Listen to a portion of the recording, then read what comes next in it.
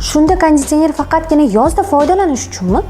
Ko'pchilik konditsionerni faqatgina yozning jazirama kunlarini xonani sovutish uchun xarid qiladi. Lekin tanganing ikkinchi tomoni bo'lgandek, konditsioner nafaqat yozda, balki qishning sovuq kunlarida xonani isitib olish uchun ham kerak bo'ladi. O'sha mashhur va xalq tomonidan tan olingan Citronik konditsionerlarning har birida teni bor. Tenning vazifasi esa tashqarida havo -20 gradus bo'lgan taqdirda ham ichkarida havoni issiq qilib berishdir. Bundan tashqaridagi blokni muzlab qolishini oldini olishdir. Citronik konditsionerlari sizga yilning 4 faslida ham juda ham sifatli xizmat ko'rsatib keladi. O'ylashingiz mumkin, yo'q, qishda ham agar konditsionerdan foydalanadigan bo'lsam, juda ham qimmatga tushib ketaman-ku deb. Lekin bizning konditsionerlarimizda invertor motori bo'lib, bu sizga kelajakdagi uzun qimmat shotlardan, elektr energiyasini shotidan ancha tejab qolishga yordam beradi.